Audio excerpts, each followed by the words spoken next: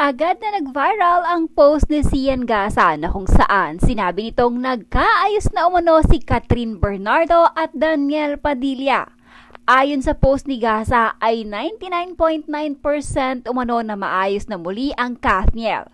Kaya naman, espekulasyon tuloy ng ilan, ito marahil ang dahilan kaya hininturan ni Alden Richards ang kanyang panliligaw kay Catherine. Post ni Sian Gasa. Breaking news. Catherine Bernardo and Daniel Padilla nagkaayos na. Confirm 99.9%. Yung 0.01% ay yung germs na hindi napatay ng safeguard. Atin-atin na lang muna at wag na lang sana makakalabas hanggat kinukumpirma pa natin kung sila ba ay magjowa na ulit. Salamat. Please respect their privacy. Bago pa man ang post na ito ni Sian na una nang naglabas ang entertainment host na si Christopher Min na di umano'y nag-uusap na ngang muli ang Kathniel. Mula naman umano ito mismo sa best friend ni Catherine. Ang kumpirmasyong ito. Uy, may mga sources maganda tayo. ito. Meron po kaming mga impormanting hindi nanununog at nangunguryente na nagpaabot sa amin ng impormasyon na nag-uusap na raw po ngayon si Daniel Padilla at si Catherine Bernardo. Ay, wow! Maraming pumaparakpak dyan. Ang daming matutuwa, mga Katniel. Anong konde? Mga Katniel. Katniel. Mga Katniel. Tingnan mo, pagkatapos ng isang taon, November 30, nag-1 year yung pag-iwalay nila. Kapag talaga sigurong para kayo sa isa't isa, maghahanapan kayo eh. Oo, at saka talaga ang galit talaga ang tampo lumilipas. Oo, totoo yan. Yan to. At saka yung walang pag-uusap, nung magkahingahan siguro, biglang pareho nagising. Pero ito po ay po pwedeng i-deny ni Daniel at ni Catherine at pwede rin po nila naman na panindigan kung totoong naganap ito, ang bridge. Hindi po namin babanggitin ang pangalan ng best friend ni Catherine Bernardo na malapit kay Daniel Padilla. Pero siya pala ang nag-uugnay doon sa dalawa. Eh, di ba dati na ibabalita na naghahanap si Daniel kung kanino siya lalapit para magkaroon sila ng komunikasyon. Oo. Ito raw yung best friend daw ni Catherine. Ewan ko lang kung alam na to ng pamilya ni Catherine ngayon pero palagay ko hindi. Ay, siguro nga.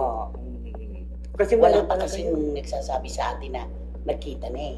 Oo, telepono lang. Tapos mababalitaan, nag-uusap na. Oo. Kasi patapos yung pag-uusap na yun, magkikita na kasunod. Oo, magkakaroon Sigurado yan. yun, Oo. At saka kasi sila dalawa, first love never die.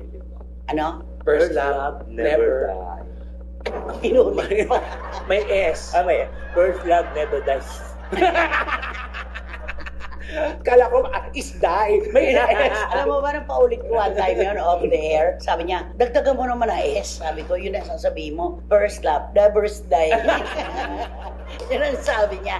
Hindi, ito po, magpakaseryoso po tayo. Kung totoo man po na nagkakaroon na ng komunikasyon sa pagitan ni Daniel at ni Catherine ngayon, maraming magiging maligaya. Yes. Lalo na silang dalawa kung talagang ang pagmamahalan nila ay ganun kalalim na kinailangan lang nilang maghiwalay dahil sa mga paghamon. Correct. Diba? Oo. At saka maganda rin na rin to. Ito na siguro yung pagkakataon naman nila mag-usap kung ano talaga ang pinag-awayan nila. Ang magkaliwanagan. Correct. Pero alam mo, pag binanggit kasi natin ang pangalan ng best friend ni Catherine na nagtutulay, dudumugin siya eh. Ay, oo, sigurado yun. Oo, ibaba siya. Saka na natin iaanong si pangalan na kapag meron pagka lang merong nanggaling na denial or confirmation galing kay Daniel at saka kay Catherine. Yun naman yun. Correct. Pero palagay ko, ang pamilya ni Catherine hindi magsasalita tungkol dito. Ewan ko lang si Carla. Alam mo naman si Carla. Ay, oo. Diba? Daldaki na rin ang babae. Siyempre, kinakailangan updated siya sa relasyon. Ay, At saka ano niya yan, dahil pabro sa anak niya yan di ba? Malapit na nga raw siyang mamatay. Nung Nung hiwalayan dahil sa masasakit na salita na tinatanggap ng anak niya. Sabi niya, ako ang nagpanganak, ako nagpalaki, ako nag-alaga, ako lang ang may karapatang manakit sa anak ko. Yun ang kanya. Kaya lang yan siya sa'yo, magpatawad, di ba? Yun ang Pero parang inano na niya, yung ex niya. Yes. Kasi yung lahat daw ng mga relasyon niya, dati, hindi maganda ang kanilang relasyon. Pero in time, naayos din. Ito daw sigurong huli, baka sakali din, di ba? Dapat ganon. Kailangan niyang kumambyo. rumereteke yung kabila. Ay, oo. Di ba? Yes, Tama. totoo. Ganun lang yun. Tsaka parang good vibes. Marunong sumakay. Oo, magaling si Marunong magmaneho. Oo. Di ba? Dapat ganun lang talaga. At saka ipagpapatawad sa kahit anong forma at paraan ay pagpapatawad na tinatanggap natin, nakatanggap-tanggap ng kapwa. Yun lang. Ayun. O ayan mga Katniela, abangan ninyo mga susunod pa namin mga kwento tungkol Katniela. Nako, pag ito ay dinenay, meron akong susunod Ay, na ay, sasabihin. naman, yun. agad. Kasi syempre, na-anticipate natin, i-deny ito. Yes. Ilalantad natin kung bakit natin nasabi na may komunikasyon na sila ngayon. Kabang-aba. Yun. Serye yan. Ay, nako. Serye. Nako. Ngayon, pag kinonfirm, stop na tayo doon. Oo, kasi kinonfirm na Oo. I'm sure malulungkot tayong tatlo kung paanong napakalungkot po ngayon ng mga tagahanga ni na Alden Richards at Catherine Bernardo dahil alam mo na ang nangyari, di ba? Nako, ito na nga yung mga cut din. At ako rin. Malungkot. Lahat tayo. Apektado tayo. Kasi inahanapan na natin ngayon na ano na, saan na. Resibo. Oo. Ano na ba, naganap, tapos na ang pelikula, tapos na rin ba? Oo. At eto nga po ang kumakalat na issue ngayon na talagang umurong na itong si Alden Richards sa panunuyo, panliligaw kay Catherine Bernardo. Nakakalungkot naman, di ba? Ay. Hello, love, goodbye. Hello, love, again. Yan, umasa ang marami na sila na talaga, di ba? Oo. Magiging sila. Totoo. At talaga namang ang bandwagon, ang tindi. Ay, wala, di ba? Oo. Pero ano nangyari? Yun nga, tatanungin kita, ano sa palagay mo, bakit umurong, sumuko sa panliligaw si Alden kay Catherine? Galing sa puso. Ay, siguro gusto siguro ni Alden na aanin muna yung career niya. Doon sa muna tumutok. Huwag muna yung pag-ibig. Eto naman po, kami nalulungkot. At damang-dama namin ang lungkot ng mga Captain followers ngayon. Kasi umasa sila na itutuloy-tuloy nila ito. Oo. Yung tindi nung kanilang sinasabing pagmamahalan during the shooting and showing and after ng Hello Love Again, tuloy-tuloy pa rin. Pero bakit nagkaganon? Kani-kanya na sila ng galawan ngayon. Oo, kumapit pa naman tayo sa Oo, pag-asa. Marami. Sila. Oo. Marami talaga. Maraming umasa talaga. Baka tingin ko dyan, baka iba talaga ang gusto nila. Alam na lang sa palagay mo, ang dahilan, bakit umurong na si Alden sa panliligaw? Ayaw nilang isa't isa. Bakit sumuko? Ayaw niya na. Iba ang hinahanap niya. Abe, hindi ba may kasabihan? Mga kriminal lamang at nagkasala at wanted ang sumusuko. Oo. Eh, ba't sumuko sila sa isa't isa? Naku, ito na nga.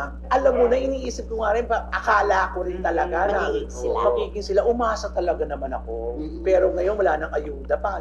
Wala na. Etong malinaw na sinasabi ng ating mga kababayan, nagpasakay sila. Si Alden kumilos, sumakay si Catherine. So ang akala ngayon ng ating mga kababayan, ng publiko, magiging sila. Kung wala namang ayuda, wala namang maniniwala. Oo. At saka eto yung isang punto, may boses naman ngayon ang mga tagahanga ng ALDA. Ayan na. Kasi ang sabi nila, ganyan din naman na nangyari nung sila ni Maine Mendoza. Pinasakay din naman tayo na sila na nung pala hindi man lang nanligaw. Pero andun yung marka na si Alden at saka si Maine hindi totoo. Si Alden at saka si Catherine hindi totoo. Yung ibang nakakapareha niya talaga namang wala namang pag-uugnay, di ba? So ano ang totoo? Yun na nga, magpapakatotoo ka ba? Ako ba magpapakatotoo? Ikaw ba magpapakatotoo? Siguro iwanan na lang natin ito para Haba pa, haba ito.